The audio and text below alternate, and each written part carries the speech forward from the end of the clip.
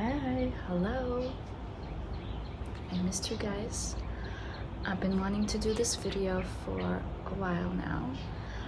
It's something that I would love to look back at, and it's basically 31 things I've learned by the age of 31, because I'm 31 right now. So yeah, let's start. This is my beautiful journal, and it looks exactly like this. Isn't that crazy? I know. Oh, and my pen. Okay, I have an obsession, clearly. Number one, first thing. The best investment in your life will always be you. I think of that as whether it's taking care of your health, booking a retreat that you've been wanting to go to, booking a trip you've been wanting to experience. So put your investment in you, and it will only give you amazing rewards and benefits. That's how I view things. So I always love that saying that the best investment will always be you. 2, health is wealth. I know it's very common, but health is truly what able us to live the life we want to live and have a beautiful experience. So to me, it's taking care of your health in terms of food, movement, everything. It's just, you can't buy that so easily. It's just, you have to work for it, and it is your biggest wealth. Number 3 is self-talk. I think self-talk is so important because you are what you think. So if you think positively, you are a positive person. As simple as that. And it's easier to think negative than positive. So it just takes time, but it's worth it because so are you. And having that positive relationship with your brain and working on it will always be something you will have forever. It's a beautiful skill to have positive thoughts and positive self-talk to yourself. It does affect you how you talk to yourself. Number 4, traveling. I know it sounds cliche, but traveling truly changed my life personally. I started when I was 21. And now I'm 31, and the past 10 years I've been over 30 countries. It truly changed my life. The people I've met, the lessons I've learned, it's the best school, the school of traveling, because it's not something you know what to expect. It just unfolds while you go. So travel as much as you can. Start small. You can go through different countries or towns in your country, like within your state, and then go big. So of course feel comfortable, but the uncomfortable is when growth happens. So yeah. All right, and now number 5, which is my favorite. Have an open heart. Open your heart and love. Love is everywhere, and I know life can sometimes be hard and we might close our heart again, but it's beautiful to love, and it's beautiful to open your heart, and don't expect anything from love. Just love, be love. It's not something that you do, it's something you become. So become love and you're good. 6, this is my favorite. I'm probably gonna say that to each one, but relationship only mirror how we are. So whoever you're with in terms of romantic relationships only mirror and reflects you. So it's important to notice that, and whatever you notice in your partner is also in you. So if you don't like something about them, you probably don't like that about you. So it's also good to reflect and know who we want to be with, because it would only reflect us, and if we're good, we'll have a good partner, and vice versa. It's beautiful. 7. Age doesn't reflect your experiences, but behaviors do. It sounds common, but age really don't define you. It's more your experiences and what you go through in life. To me, that was the biggest thing. So don't judge necessarily someone by their age. Take time and give them a chance, because you can be very surprised by their experiences regardless of their age. So yeah, this is another one I love and I'm currently experiencing. Friendships are okay to outgrow. The birds agree with me. So sometimes we stick to friendships just because of we've known them for so long or we've experienced so much with them, but it's okay to outgrow friendships and evolve with different friends that match your level of evolving and how you want to be surrounded by. And of course, always send them love and wish them the best, but you don't have to necessarily stick to someone just because you've known them for so long. You have to be mindful of your surroundings and their energy and how it affects you. So I think that's very, very important, to just be conscious of your circle and environment and friends. This is a really good one. I've learned that through watching a Japanese documentary, and it says water holds memory, because they did a study where they said beautiful, kind things to a water drop, and they looked at it in the microscope and it made the most beautiful shapes, crystallized shape. And then they did the same thing to another water drop, but they said negative things to it and it made really sad, not the most beautiful shapes. And that just shows you how water holds memory and it can hear. And guess what? We are 60% water. So we can hold memory, and whatever we say to ourselves also stays. So that goes back to the self-talk. But I just found that beautiful, that water holds memory. Sound healing and vibration from the sound healing also can resonate in your body and stays within your body for 2 days. And that also holds memory. So I love sound healing. And if you haven't tried, I highly recommend. Another one would be, this is by Gandhi, be the change you want to see in the world. I think often we think, I'm just one person, it's not enough, that's not gonna make a difference. It will make a difference, because it all starts with you, and it's an effect after all. You can do that within your family, and then someone else can be inspired, like your cousin. Your cousin can inspire their coworker can inspire their partner, and so on. So it does start with you, so be the change you want to see in the world. It's my favorite quote ever. Another lesson I've learned is make your heart the most beautiful thing about you.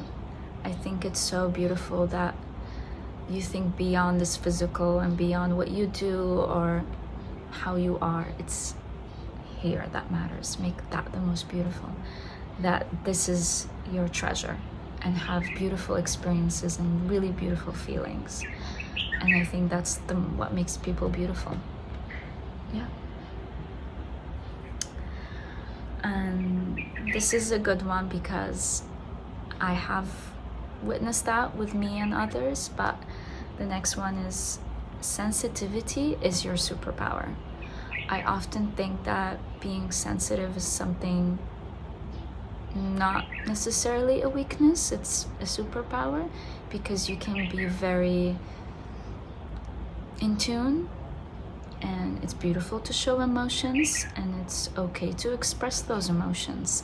So I find sensitivity a big superpower.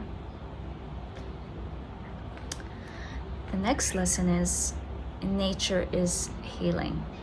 I'm currently surrounded by nature. I'm in the middle of Chiang Mai in a yoga retreat in the middle of rice fields, and I've noticed the effect of being here for 5 days now. Inner peace, walking barefoot and grounding, listening to just birds and looking at the sun, stargazing at night. It's who we are to our core. We are part of this and we can't leave it. If you live in the city, I definitely recommend you to go in nature if you can every day, but often, because it is your home. And grounding will only make your body feel connected to this earth and actually take the inflammation in your body. So just imagine how powerful that is. And we need nature more than she needs us. So that's that. This is one of my favorite quotes by Osho, and it's emotions are energy in motion. So when I think of an emotion, I think of it as just an energy flowing in my body in motion.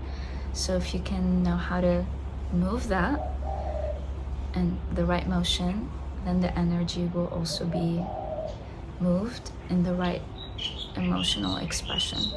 So I've always loved that, and it always made sense in my head, so I wanted to share that with you guys. Another lesson is, just like how the season change, be okay with change within yourself. So sometimes we can be afraid of change, or we think, no, this is fine, like it should stay like that. But this is a good example of nature, just how the leaf fall from a tree and they grow back again, and it's a cycle and it's a cycle, and so are you. It's okay to shed layers and grow new layers, new knowledge, new experiences. So never be afraid of change. Change should be your best friend. That's what my mom always said. Be friends with change. Another lesson is meditation is medicine. It's so powerful. Once you tap into the meditation that works for you, you can find different techniques, of course, whether it's being aware of your breath, whether it's chanting a mantra and focusing on your third eye. Find a technique that works for you and do it often, and with time you will instantly feel it, and it's the best medicine, I think, to be found. So yeah, highly recommend meditation. The next lesson is, find ways that you love moving your body with. So once you find that thing that you enjoy doing while moving your body, whether it's yoga, Pilates, boxing, whatever it is, walking, do it often. And then again, emotions is energy in motion. Motion is needed for us to express emotions. So I highly recommend finding what you love, because you can try as many things and then stick to 2 or 3 that you love. And yeah, you don't have to, it doesn't have to be what everyone likes or what's popular. It's just what you feel like resonates with you. And be gentle, of course, with your body and heart, and enjoy it. The next lesson is, it's super important to know what we put in our body in terms of alcohol and drugs. I am a big believer that we don't need them, because they alternate our brain function and our emotions and body and everything, and it's something that's not necessarily natural. We don't really need it, and it's not something that will make us any better. I think, of course, we're humans and we're curious, but knowing how all these studies shown how it badly affects us, then there's really no need for it, and we can just be aware of it but not necessarily participate in it. So I definitely believe that's a good lesson that I've learned in my life. Another lesson I've learned is learning a beautiful skill that interests you. So that can be something that with time, working on that skill, it grows to being something that you're so good at, you master, and it can become your career or your passion. So find that hobby, whether it's sewing, knitting, painting, piano, and give it time, give it your time, and slowly you can master it in 20 plus years. Imagine how wonderful that would be. I often wish I did ballet when I was, let's say, 6 years old, and I'm 31, and imagine how much experience I will have in that field. But never too late. Always you can start, so that's also that. The next lesson is, don't let someone outside of you control how you feel inside of you. I love this so much because it's a reminder that you should be in control of how you feel. And whatever happens on the outside, whoever says anything or does anything, it shouldn't necessarily affect you in a negative way, how you feel. Everything should come from you. And I've always loved that, because then you won't really take things personal. And it's really good if you don't, because it's never really about you. And the next lesson is, be like the lotus flower. I love lotus flowers because they grow from the murky mud water, and they blossom and become the most beautiful flower. And that shows hardship, that you can grow out of hardships and become something so beautiful. So you're definitely not defined by the situations that you are around, and you can come out of it and have a rebirth and have a beautiful life. So it's not necessarily the environment, but how you are coming from that environment. The next lesson is time. Time is just an illusion, and don't really limit yourself by time.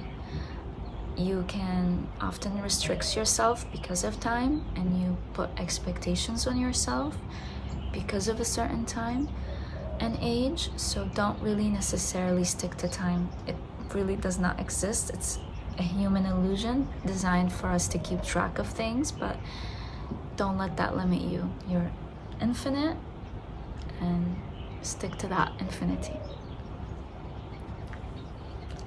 Another lesson I've learned recently in Ubud, when I went to have a beautiful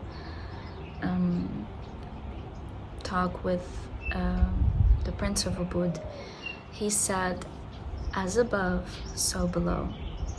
This is one of my favorites, because as above is beyond us, like the skies, the universe, and everything happens out there. And so below, and we are the below, and often we forget that we are 60% stardust. So just like the stars, we are the stars, and also Tara means star. So that's that. And the next lesson I've learned is, you shape your own reality and you manifest what you want. I'm a big believer of manifestation, and you can truly manifest everything you want. It's easier said than done, because you have to believe it. That's the secret for the recipe of manifesting. If you truly believe you will be okay, then you will be okay. It's more than just saying, oh, I want to be healthy. No, it's believing it, feeling it, and embodying it, and then you become it.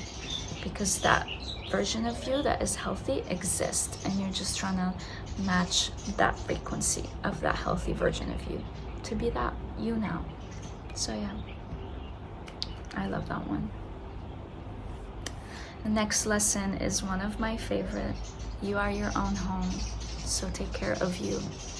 I love this so much because that way you definitely feel grounded, because you are your own home, and you are your source of going back home to you. So whatever happens on the outside, go inward and reflect and be home, and have a safe space and create a safe space for you, because you are your own best friend, your own home, and your own everything. So make that the best home and the safest home for you. I also think the next lesson is one of my favorite, is that we're so lucky to have our 5 senses. That's what makes us humans. And the fact that we can smell the roses, see the colors, feel things, feel the sun, listen to birds. I just taste food. It's just beyond beautiful that we get to have those 5 senses, and it's something to always appreciate. And sometimes we might forget because we have it all the time. So yeah, I love it. And the next lesson that I also learned through my 31 years is probably one of my favorite, and it's definitely needed, is gratitude. Gratitude above all. Being grateful for things is a high frequency energy. When they measured all different emotions, fear, guilt, gratitude, joy, bliss, one of the highest, the second highest, was gratitude. Because when you become grateful, you instantly become mindful and you're just being. And that's all you have to really do. You just become. And as simple as that. So I really love that. I have like a journal, obviously, and I do a list of things I'm grateful for almost every day. It's really a great way to start your day. And the next lesson is something I've been doing in this yoga retreat, and I think I put it on this list of things I've learned because it is powerful, and it's inner child work. I often think through hardships and life can make you a bit harsh and a bit closed off, and you forget that your inner child is always within you, and it always will be.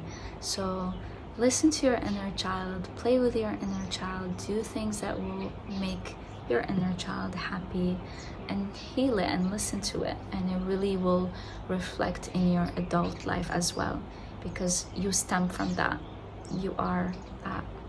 So do things that you enjoy and your inner child will also enjoy. Whether it's having cereal, watching cartoons. I've been swinging on the swing every day. Like, it's just, yeah, if she's happy, I'm happy. That's how I think of it. And then the next one is one of my fave, but I've heard it somewhere and it always stuck with me, is that your energy presents you before you even enter a room or before you even speak. And that's really powerful. Imagine how beautiful it is to work on your energy and make it so peaceful and grounded and powerful, and work on that. Harness that beautiful energy within you and make that be you. That's what represents you. You don't have to talk, you don't have to do anything. You just are glowing, beautiful energy stemming from you, because that's how you are. Okay, I'm almost done with mine. 2 more. So my number 30 is the present is all we have. That's why it's a present, it's a gift. And when you think of that, it's, wow, like powerful. We often so easily gravitate toward thinking thoughts of the past and thinking thoughts of the future, and that never really gets us to be in the now.